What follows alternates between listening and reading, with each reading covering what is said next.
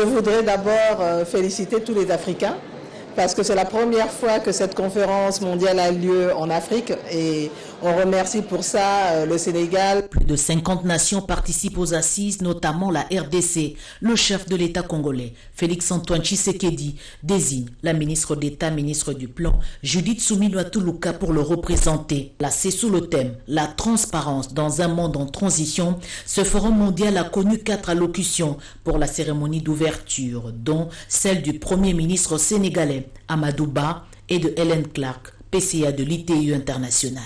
L'organisation de cette conférence coïncide avec l'élection de la RDC pour le mandat de l'actuel coordonnateur Jean-Jacques Kayembe comme membre du conseil d'administration de l'ITU international. Aujourd'hui, la RDC est inclus au niveau du conseil d'administration de l'ITA et nous allons représenter la région Afrique avec 8 pays francophones et donc pour nous c'est un cadeau que nous pouvons offrir au chef de l'État puisqu'aujourd'hui c'est son 60e anniversaire et nous sommes fiers de lui offrir cela. Longtemps mal cotés, les efforts fournis par la RDC dans la gestion transparente du secteur extractif ont payé. Une victoire diplomatique. Ils ont estimé que nous avons une expérience à partager dans toute la sous-région. C'est pour ça qu'ils ont estimé qu'il était bon que nous puissions porter le flambeau de la sous-région pour essayer de diffuser dans toute la sous-région la marche que nous avons imprimée au sein de notre pays. La délégation de la RDC, on compte la présidence de la République, la primature, la société civile, la CTC-PEM, la Cour des comptes et les régies financières. Sachez également que les experts comptables de la RDC réfléchissent depuis le 12 juin 2023 à Kinshasa sur le technique de l'élaboration des états financiers de synthèse des entités à but non lucratif. Jacques Mégy. Dorénavant, les associations dans leur ensemble, les écoles, les ONG, les partis politiques, les confessions religieuses et certains clubs sportifs auront leur propre système comptable qui entre en vigueur à partir du 1er janvier 2024. Durant 5 jours, les experts comptables et le représentant des confessions religieuses notamment vont s'imprégner de techniques d'élaboration des états financiers de synthèse des entités à but non lucratif à Béatrice Hôtel. La cérémonie d'ouverture de cet atelier a été présidée par le représentant de la ministre de Justice et Garde des Sceaux, professeur Roger Massamba, président de la Commission nationale OADA. Au nom de son Excellence, Madame la ministre d'État, ministre de la Justice, Garde des Sceaux et présidente en exercice du Conseil des ministres de l'OADA, je voudrais en appeler à votre assiduité dont je ne doute aucunement. C'est une multitude, je dirais presque infinie, d'entités qui seront concernées. Donc c'est quelque chose d'extrêmement important. Et c'est sur cette note de contribution et de partage des connaissances que je voudrais déclarer ouverte cette double session de formation OADA et je vous remercie pour votre attention. Organisée par l'ONEC, Ordre national des experts comptables de la République démocratique du Congo, la formation sera assurée par l'ERSUMA, École régionale supérieure de la magistrature de l'OADA. Il s'est tenu à l'université de Kinshasa un atelier sur le rôle et la contribution des académies de sciences en RDC. Anastasie Doum.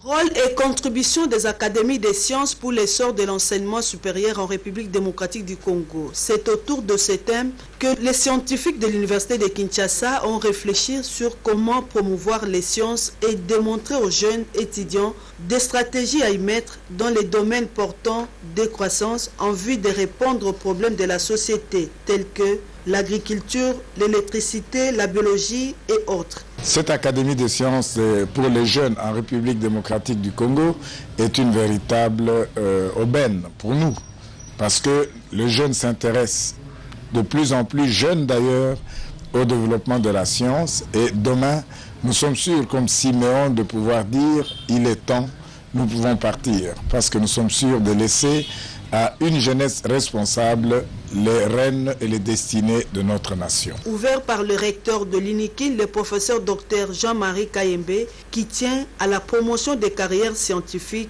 de jeunes. Parmi les pistes de solutions, nous envisageons déjà, par rapport à la première partie de l'atelier qui vient d'être réalisé, regrouper un plus grand nombre de scientifiques pour nous asseoir et travailler ensemble de manière multidisciplinaire, évoquer les problèmes de société et proposer des pistes de solutions innovatrices, en tout cas des pistes de solutions dans tous les domaines. Au fait, dans la première session, moi je parlais de l'Académie mondiale des jeunes. Alors l'Académie de sciences pour les jeunes en RDC, elle n'est pas un électron libre, c'est pas une structure isolée. Elle fait partie au fait de l'Académie mondiale des jeunes. Alors dans chaque pays, il y a une Académie des sciences pour les jeunes. On ne peut pas inventer ou faire des innovations en étant seul dans son coin. Initié par l'ASUJ qui prône à l'avancement des carrières scientifiques de jeunes en République démocratique du Congo, il appelle les jeunes étudiants à l'unité et à la consolidation des acquis. Toujours dans le chapitre de l'éducation, l'Institut supérieur de technique médicale de Kinshasa a procédé le mardi à la validation d'un nouveau plan stratégique quinquennal 2023-2028. Explications et commentaires dans ces reportages de Rodé Panda.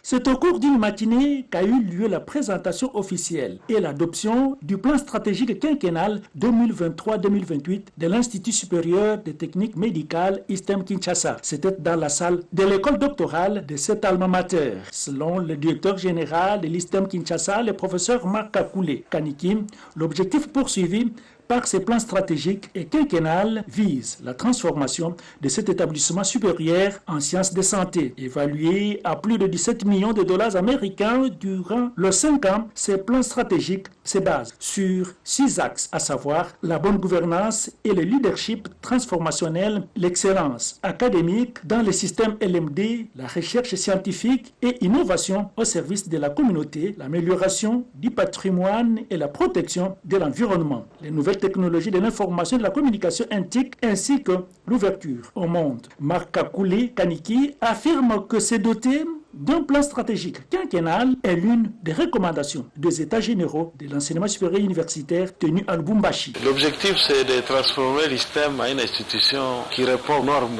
une institution moderne. Et ça, c'est le vœu du chef de l'État. Nous sommes convaincus que quelque chose de très bien va sortir de ce plan stratégique. Ces plans stratégiques et quinquennal, il faut le dire, devra faire l'objet de la révision chaque année et donc tous les regards et projets relatifs à l'avancement et l'amélioration devront être tournés vers cet instrument référentiel. Tout à fait autre chose, émerveillé par le savoir-faire de la RTNC. 2 élèves du complexe scolaire Le Compagnon ont visité ces grands médias congolais, de la salle de rédaction en passant par les différentes régions. Au total, 4 aussi, le fameux studio Maman Nguebi. 6 élèves éblouis par la qualité dans le traitement de l'information par le professionnel de médias. Peut-être le début de la vocation pour certains d'entre eux qui manifestent déjà l'ambition de caresser la carrière journalistique. Regardez.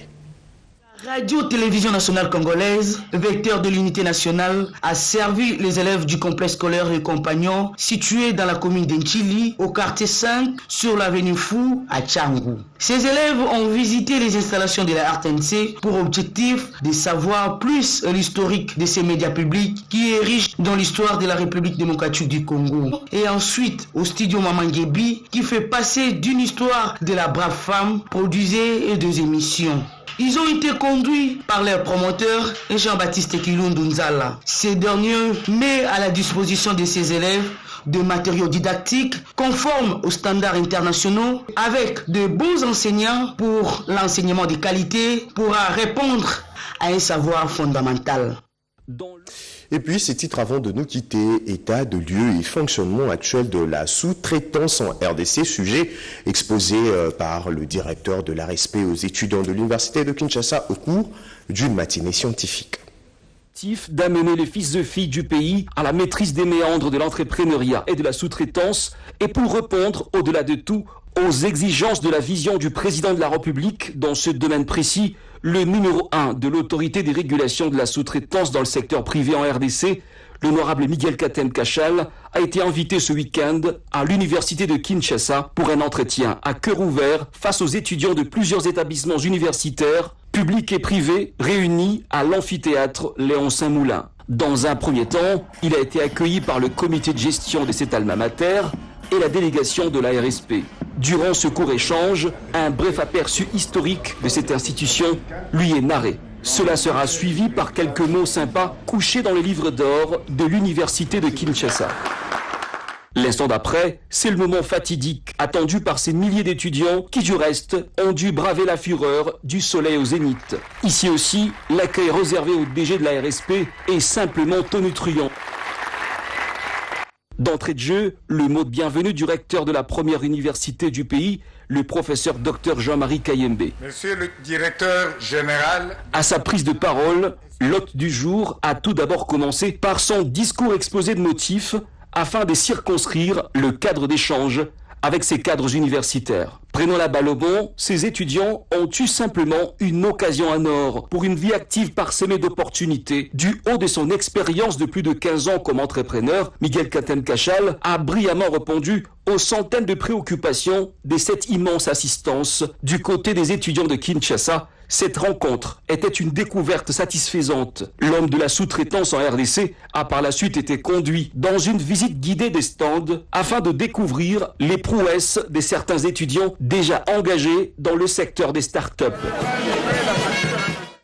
Madame, messieurs, ce journal de la rédaction coordonné par Cédric Kenina est terminé. Un journal réalisé par Patrick Bonpuila, Ramadan Poki, assisté de Mimine Simban, Zengele, Bassosa et Tarzino Kabamba. Toutes et à tous, bonne journée et prenez bien soin de vous. La vie est un précieux cadeau.